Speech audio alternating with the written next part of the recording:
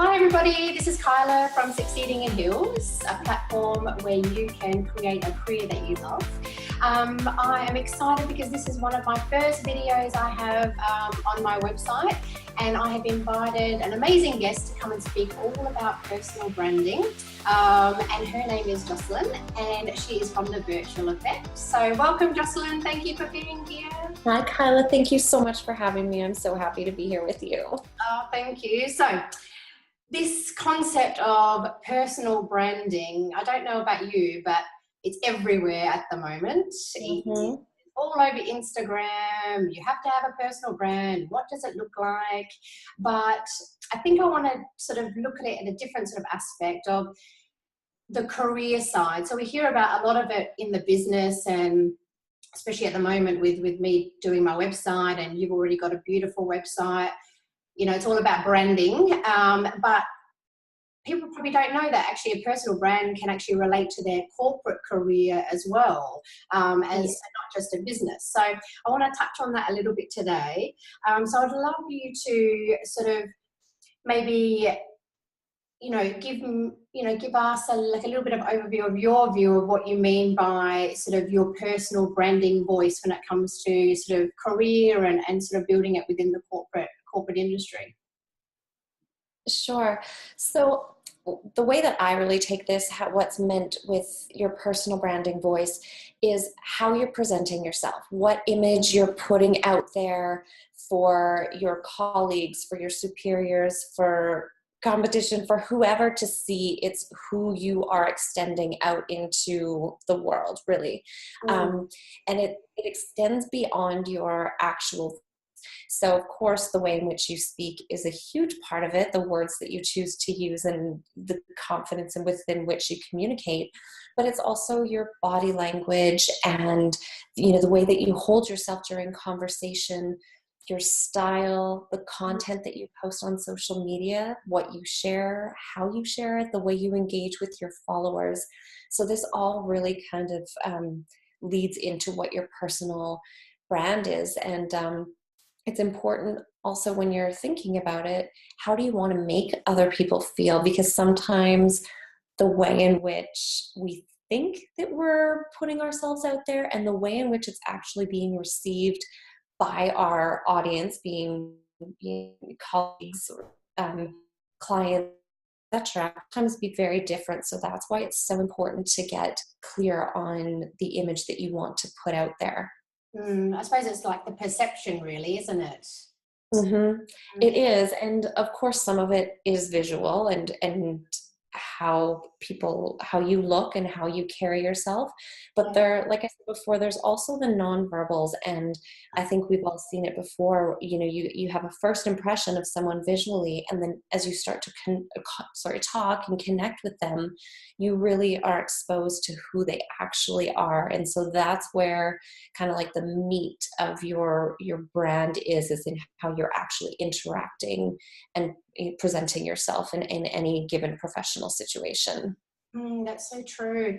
And I mean, looking at branding, because obviously I'm on LinkedIn all the time, and I suppose that's probably a really good example of like a professional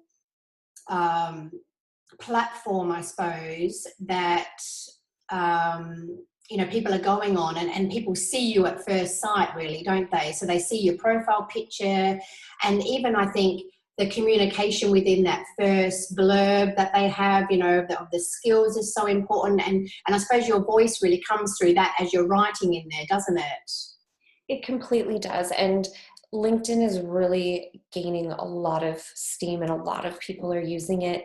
And you're right, that is exactly your first opportunity to connect with someone and allow them to see who you are in your professional world, and the way in which you word that, like that about me, and the skills that you choose to present and how you present them.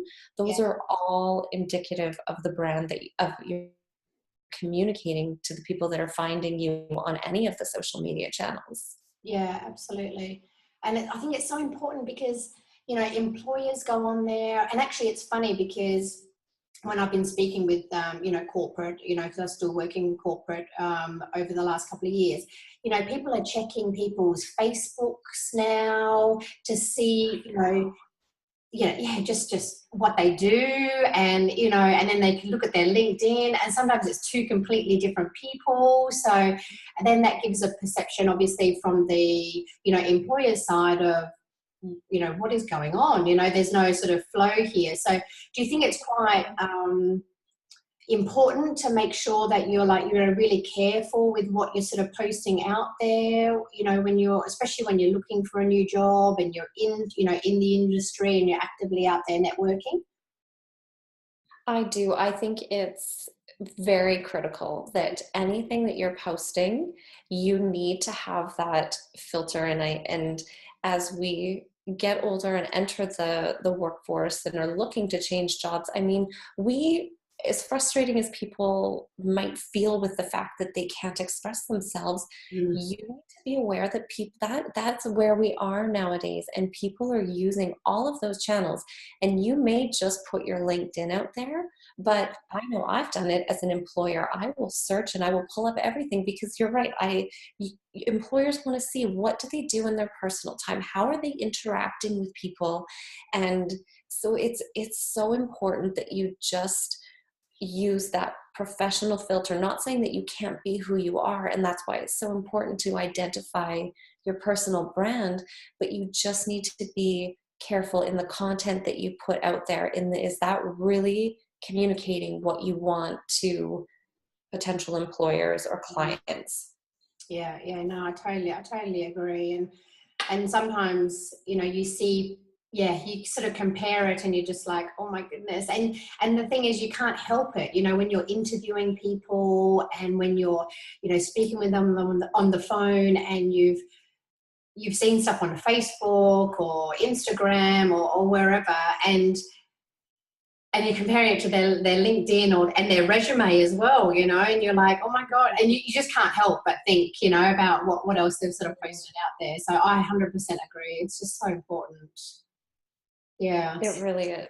I think the main thing, because this sort of word of personal branding, I think it's sort of caught on in the last couple of years. It's become very popular, this sort of, I don't know, buzzword, this word. And if I was sort of, out there looking for a new job, or, even just a new career, maybe I've had enough of what I'm doing. But I have no idea sort of how to invent or reinvent myself, and really finding that sort of branding voice. I mean, do you have any sort of suggestions of where I'd even start with looking at sort of finding my own branding voice? Well, there are a couple of ways that you can really kind of dive into finding your voice. So one thing that works really well is if you make a list of, say, 3 to 5 words that you want people to associate with you in general. And when you list these words, do some digging and find out why you want those words. Just because with that understanding and knowing why you want that, it's easier for you to really make sure that those are connected with your values and are going to come through as authentic parts of your voice. Oh, interesting.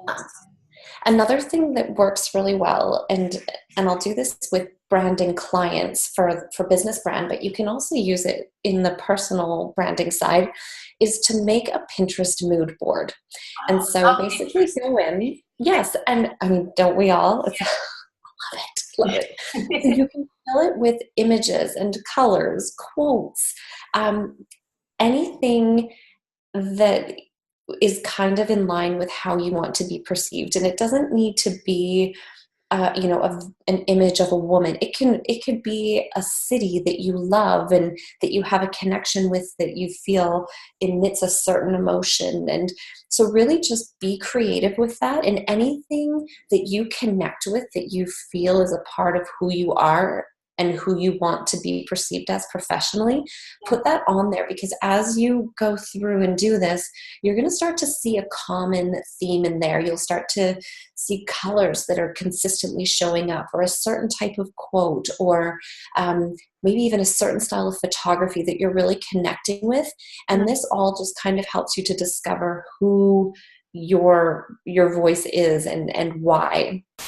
And then sorry, go ahead. I love that. I was just saying I love that, because I think it really then, the words that come up or the phrases that come up then I think are the core or at the heart of, like, your values and your beliefs, which and I'm all about that. When you're out there looking for a new career or looking for a new job, really making sure that it aligns with, your values and your beliefs and what you're after, and if it resonates with you. So this is a great way to start, definitely. Yes, and I mean, a lot of people are visual, and finding those words sometimes can be challenging. So if you get those visual cues, they can help you come up with those words and really identify what those traits are that you really can kind of connect with. And another thing that you can do, and this for some people might take a little bit more bravery, but you can ask 3 to 4 coworkers, people or clients, people that you work with, to describe you, and get them to be creative in how they describe you. Ask them to use words, use colors, even celebrities or songs, just something that kind of gives you an overall feel of the impression and the feeling that you give them when you interact with them. Yeah. And so what you can do is, when you get this feedback from people, you can take it, and you need to not take it too personally, even though it is quite personal, but you need to be able to take it for what it is. And does that match what you're wanting to put out there? And if it doesn't, like, it's a little soul searching time to find out where that disconnect is coming in, and how you can make those, the what you want to put out there and the actual, how you can make those connected. Yeah. I know. I remember someone saying, "Oh, you're really good at talking." You're really good at talking. And I was like, what? Does that mean like I talk rubbish? And then I just thought, oh, I must be a really good communicator, So I put that on my, my sort of branding, personal branding. But it's so true. It's actually quite daunting asking somebody else, when you look at me, or when you see me, or when you speak to me, and how I work, what words come across, because it takes bravery, I think, from their side to actually give you an honest answer as well. Oh, it does. Yeah, and it does. Yeah, and because you want it unfiltered, you want someone to be like honest. You don't want to just make it up so they're, pandering to your feelings. But obviously, hopefully you're asking people who are your colleagues and who enjoy working with you, and you have a great relationship with anyway.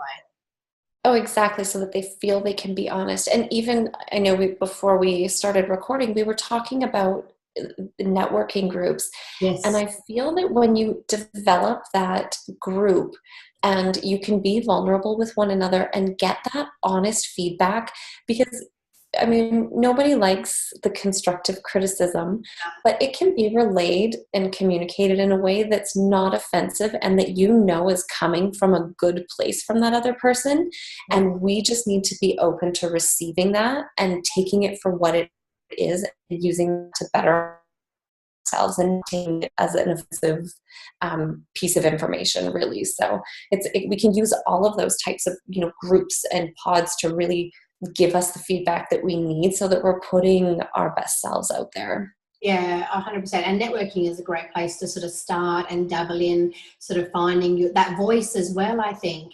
I've been doing a lot of things on networking, and there is a lot of fear still behind, obviously, going out there and connecting with strangers. But like, as I've said, go small, go to a small networking group. Don't hit the one where there's 100 people surrounding you and handing out business cards left, right and centre. Go to one that you really resonate with in a local community, a local area, and practice talking and using that voice as well, I think is just so key. I think it all comes with practice. I think anything comes with practice. Oh, but definitely does. Communication does. But comes and you realize that you know a lot more about yourself than you give yourself credit for, and that you can present yourself in that way you want to. It's just like you said, you practice it and you get confident and comfortable in yourself, and it comes across in such an authentic, real way. And sometimes you discover that that voice is different than what you maybe anticipated it was going to be. Like, as you start communicating, you find a certain strength that you didn't even realize that you had, but as you use it, you can really develop that even further. Yeah, oh, so true. I think, I suppose I have one last question before you sort of wrap up. I would love to know sort of, you know, 3 like key points that you would, you know, that we should really consider when it comes to our own personal brand. Do you have sort of your top 3 sort of tips or things that I can consider or other people can consider when they're looking at their own personal brand? Absolutely. I think one of the most important things is to be objective and to be honest with yourself. Don't fool yourself into being somebody that you're not. You need to really identify who you are. And you also need to identify, is my career brand the same as my personal, like, outside of work brand? Mm. And if they're different, why are they different? And do I want it that way? And the more that you can understand and be honest with yourself, the more authentic that you're going to be. And that's what is really going to come across to people.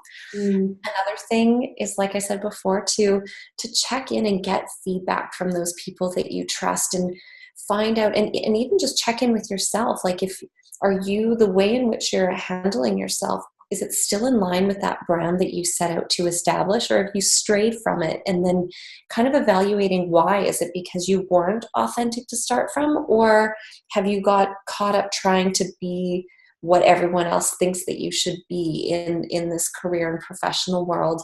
And really what it all boils down to, my last tip, is just be unapologetically yourself. Be you, be who you are, own it, and present that all the time, because people will then, that is you, and that's what people are going to learn to, that's where they're going to trust and build that long-term connection. And that's what's going to set you up for success in your career for years to come, is being who you are and just owning it and being confident in yourself. Yeah, and I think just hearing you say those 3 things, it really comes down to just authenticity, really, doesn't it? Mm-hmm. And I think knowing yourself, which is a journey in itself, to be honest with you. It is. I'm 39 and I'm still, you know, discovering things about myself. So, but I think just being really honest and yeah, things go wrong, and, you know, you might say the wrong thing, but just, you know, embrace it and move on and learn from it. You know, nothing's going to be perfect. That's for sure. No, and don't you find that people are so much more, they have so much more respect for you if you make a mistake or don't come across as this perfect whatever, when you just own it and acknowledge it, because that makes you real. And that's what is going to establish connection, is that realness, and that, like, yeah, I totally screwed up, and let's fix it and move on. Yeah, and relatable as well, you know, like being really relatable, you know, to that other person who you may be connecting with. And I do find this when I'm at the networking groups, and even with my own, and you probably know it with your own group there in Canada, that people start putting on like a persona, you know, that they, you know, are doing, you know, a certain business, or they're, you know, so up in the corporate ladder and all that sort of thing, just to, I don't know if it's to prove something, but I think if we just like connect in a way that we're just honest, you know, with our feelings, or where we're sitting, or, you know, maybe I hate my job, you know, that you'll find that maybe the other person will be able to connect with that and resonate with that. Maybe they've gone through it before, and will be able to like help you, you know, to reestablish something and help you, I think. Yes. Yeah, I do too. Absolutely. So I'd love to know. Thank you so much. That's so true. And that. No, sorry, what were you going to say? Ability to just be vulnerable and be real is where, and I'm sure you've seen it too, where you can really see some beautiful connections create people. Yeah. And it's so interesting to watch when you can see something real developing, because you have people just willing to be honest about who they are. Yeah, for sure. Absolutely. No, thank you so much for that. I'd love to know a little bit more about the virtual effect. I know that your company is all about personal branding and events. Yes. But I'd love to know a little bit more. And I think you have something that the viewers can grab also that can help them with sort of developing that personal brand of their own. Yes, definitely. So, yes, the virtual effect, our main focus is corporate events and how we can incorporate branding into that, because branding really is such an essential part of events. It's an extension of who the business is, and it allows them to kind of continue that story and that development of that relationship. So, that's my is to kind of marry the creative side and being extremely detail focused and list and planning. I love it. Yeah. But yes, if anyone is interested in doing a little bit more work on personal branding, I've put together, it's called Finding You, and it's a personal branding guide. Yep. And so if you go to thevirtualeffect.com and click on the contact section, you just enter your email in there and click the little get me the goods button, and you will receive the guide. And I would love to hear your thoughts on it, and hopefully it helps you really kind of identify and connect with your personal brand voice. Amazing. Oh, that's so amazing. Thank you so much. And we're going to connect soon, because we've got another great topic that we're going to talk about, hopefully in a couple of weeks. But thank you so much for today. So if you want to grab any more details, head over to the Virtual Effect, and you can see the link below. And I'll speak to you soon. Thank you, Jocelyn. Thank you, Carla. Bye. Bye.